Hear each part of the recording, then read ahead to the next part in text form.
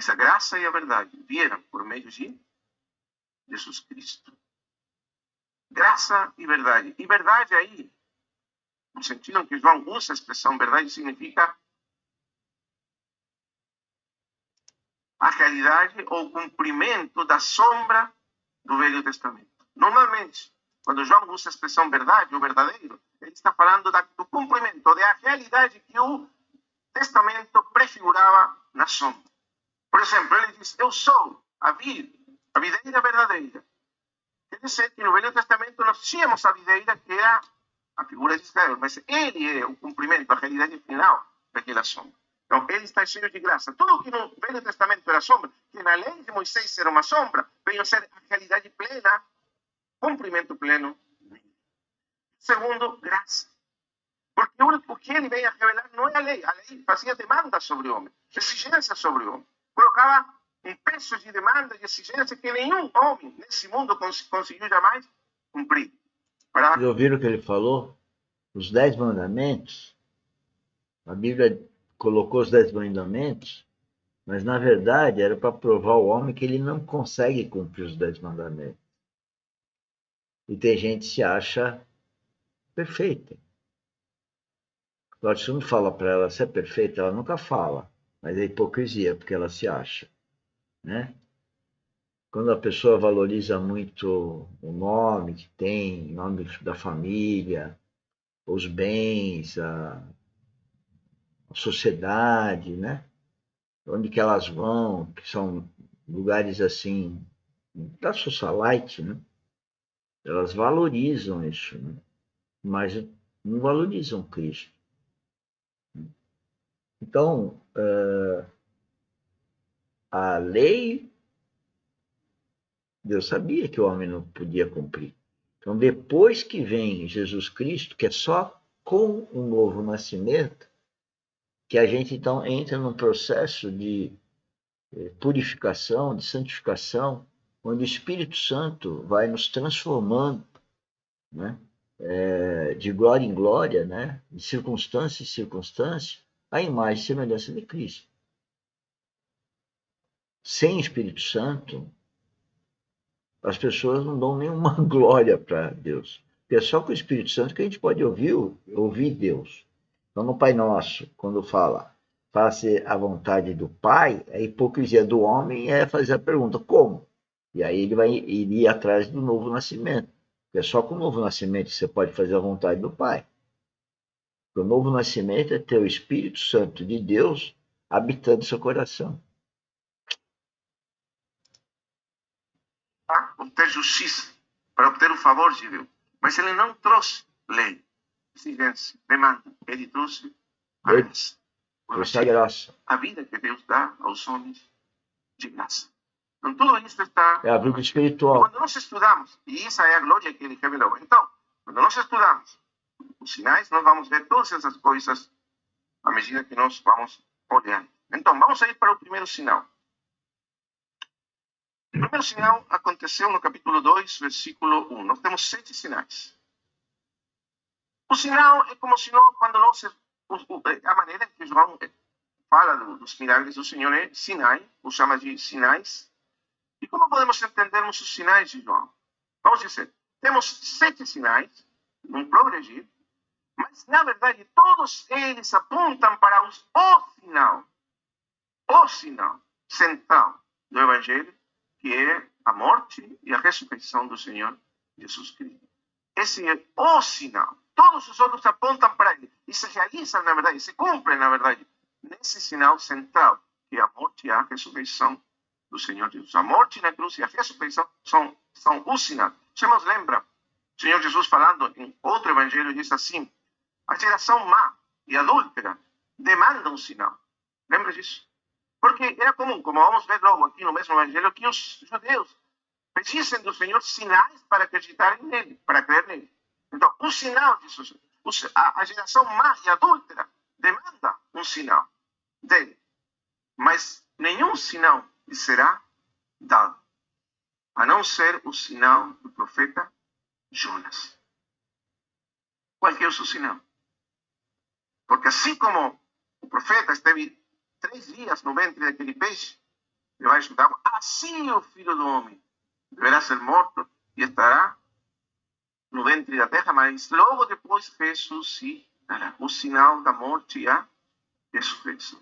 Esse é o único sinal que será dado a essa geração má e adúltera. Esse é o sinal do Senhor Jesus Cristo. Entenderam? Que antigamente queriam um sinal, né? E Deus falou que não vai dar sinal. Mas que o único sinal, e tem esse lado do Jonas, né?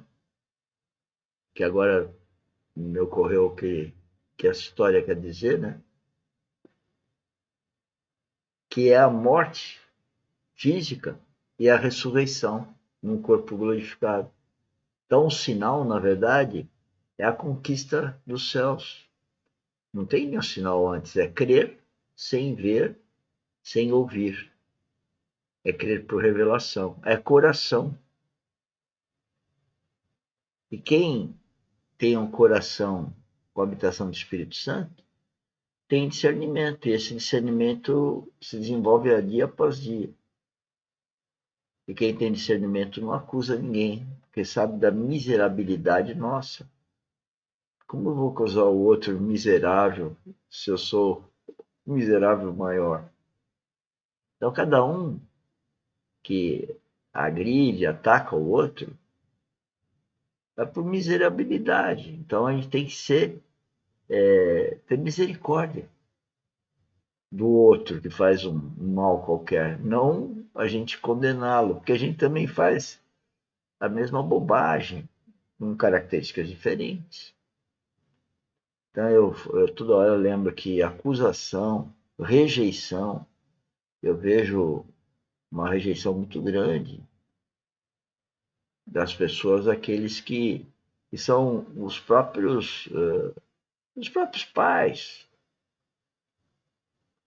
Geralmente quem tem um coração guiado pelo Espírito Santo é rejeitado. Jesus Cristo não foi, Paulo não foi, Pedro e os outros discípulos não foram. Então, qual que é a novidade até? Todos os outros apontam para ele. Quando nós estamos vindo para cá, por exemplo, vindo de lá de Londrina, de cá, nós tínhamos vários sinais no caminho. São Paulo, 400 quilômetros. São Paulo, 300 quilômetros. São Paulo, 200 quilômetros. São Paulo, 100 quilômetros. São Paulo, 50 quilômetros. E aí você chega em São Paulo. É assim. Todos os sinais nos aproximam para esse sinal. Que é o sinal que revela de maneira plena a glória do Filho de Deus. A glória de Jesus Cristo no Evangelho de João é revelada na morte e na ressurreição. É aí que se revela finalmente, de maneira plena, total, absoluta, a sua glória como Filho amado de Deus, cheio de graça. Eu tenho uma ideia, né, que isso não vi na Bíblia, mas eu tenho essa revelação, que cada dia de vida da gente é uma morte e uma ressurreição. Por quê? Ao dormir, né, podia fazer analogia com a morte, mas ao sair da cama ou em outro momento, eu tenho nessa passagem do dia para a noite um crescimento espiritual.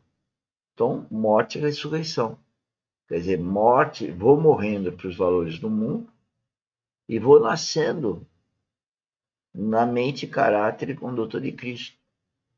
O objetivo de qualquer criatura é nascer de novo e depois ir crescendo dia após dia, de glória em glória, superando as circunstâncias da vida e cada vez mais tendo a mente, o caráter, a conduta igual a de Cristo. Creio que nunca teremos a conduta dele, nem a mente dele e o caráter, mas vamos sempre atrás dele. Ele é o caminho, ele é a verdade e ele é a vida eterna. A verdadeira vida é em Cristo. Quem vive no mundo, na verdade, está morto. Porque nasceu com o espírito mortificado e bobear, vai morrer com o espírito mortificado, ou seja, vai parar no inferno. E esse é o nosso trabalho, é divertir o que nós estamos sendo advertidos. O que eu tenho de revelação, assim como esses pastores, advertem-nos e nós estamos advertindo. E qualquer um dos senhores pode montar sua academia ou fazer lives aí com qualquer outro nome que não seja academia, para que seus amigos, seus familiares se aproximem de Cristo, nasçam de novo. Mas ninguém fala disso. Eu sinto que pessoas muito próximas sentem vergonha, elas nem compartilham, né? Tem pessoas que não compartilham o que a gente está fazendo aqui. Mas eu peço para vocês compartilharem, porque é para o reino de Deus, não é para a glória de Deus. Qualquer um que compartilha, na verdade, está dando glória a Deus. Qualquer que participa da academia está dando glória a Deus. Eu estou aqui para dar glória a Deus. Tudo que eu faço tem que ser para a glória de Deus. No